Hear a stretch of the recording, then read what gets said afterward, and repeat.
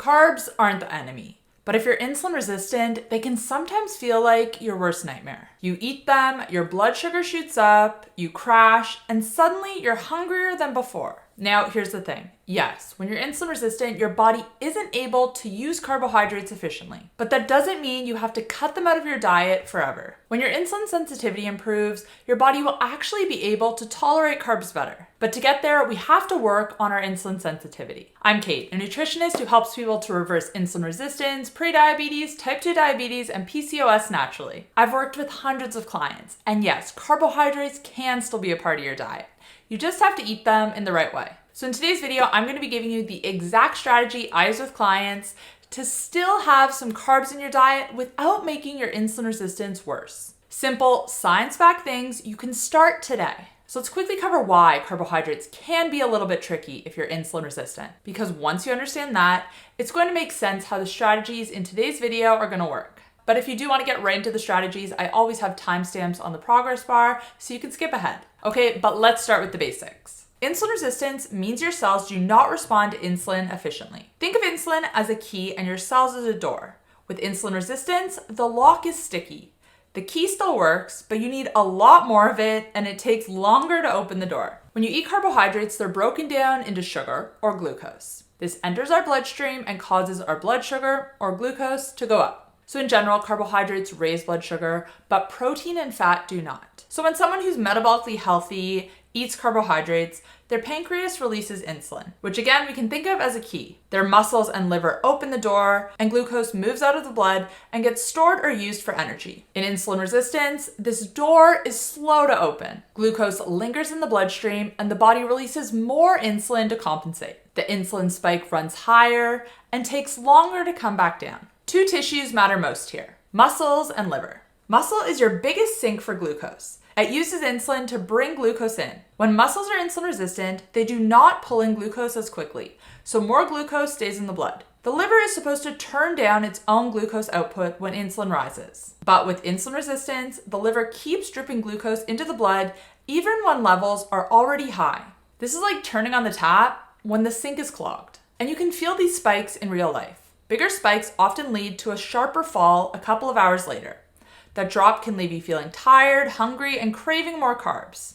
Some people notice headaches, brain fog, or the urge to snack all afternoon. Over time, frequent high spikes and high insulin push the body towards more fat storage and more inflammation, which is the opposite of what we want. Meals that are mostly refined carbohydrates tend to be the worst offenders. Picture toast and jam with orange juice, or a big bowl of cereal with skim milk. Quick to digest, very little protein and fat, so glucose hits are fast and hard. Now, here's the good news. Like I said at the start, carbohydrates are not the enemy. The issue is that, right now, your body isn't processing them efficiently. As insulin sensitivity improves, your tolerance improves. But there are ways to eat carbohydrates right now, with less of a blood sugar and insulin spike, and fewer side effects. So let's get into it.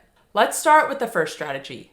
Avoid a high-carb breakfast. When you begin your day with something like cereal, oats, toast, orange juice, your blood sugar spikes fast. And this sets you up for a roller coaster of a day. You crash mid-morning, you crave more carbs, and you stay on that cycle. Instead, start your day with a meal that's high in protein and fat. Remember, these don't raise blood sugar. They don't require a lot of insulin to process. A breakfast like this keeps your blood sugar steady and gives you lasting energy. A few easy examples include eggs with avocado, Greek yogurt with nuts and seeds, or a protein smoothie with almond butter. These breakfasts keep you satisfied and make your body more resilient for the rest of the day. Strategy number 2 is to never eat your carbs naked. Naked carbs are carbohydrates that are eaten by themselves, with no protein, fat, or fiber. And this can look like anything from eating a banana on its own, a bag of chips, or a granola bar. These foods are digested quickly, hit your bloodstream fast, and spike your sugar higher. Instead, always pair your carbs with something else. Have apple slices with almond butter, for example. Have fruit with a handful of nuts. Add some avocado to your toast. By adding protein or fat, you slow down digestion and flatten the glucose curve. It's small changes like this that make a big difference, not only short-term, but long-term as well. Another strategy is to try to choose whole food carbohydrates over simple or refined ones. The right amount of fiber can be your friend. Like protein and fat, it slows down how fast glucose enters your bloodstream. For example, sweet potatoes digest slower than white bread, and whole berries or whole fruit in general is better than fruit juice. Now, it's not that you can never have simple carbs. Once in a while, that's not going to kill you. What matters is what you do the majority of the time and not the minority. But leaning towards whole food carbs whenever you can will make your blood sugar response so much easier to manage. Okay, strategy number 4 is one of my favorites because it's not about taking anything out of your meal, but rather adding something in. If you know you're going to have a meal that's a little bit higher in carbohydrates, take berberine beforehand.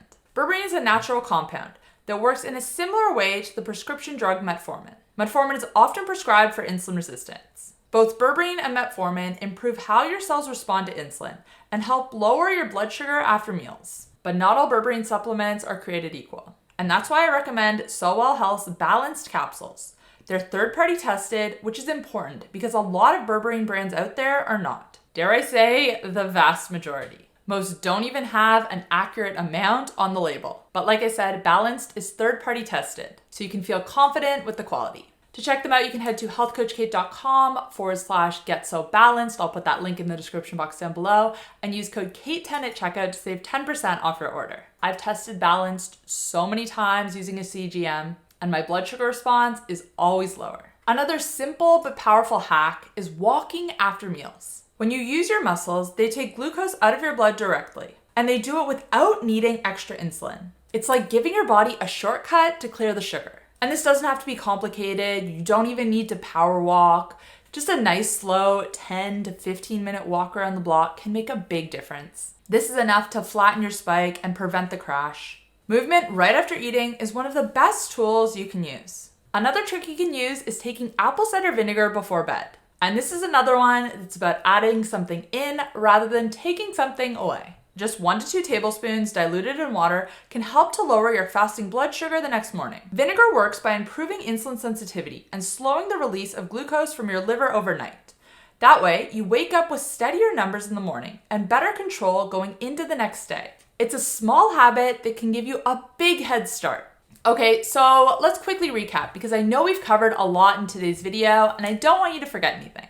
The smart strategies for eating carbs safely with insulin resistance are: do not start your day with carbohydrates, avoid naked carbs, choose whole food carbs whenever possible, use berberine before high carb meals, walk after eating, and try apple cider vinegar before bed.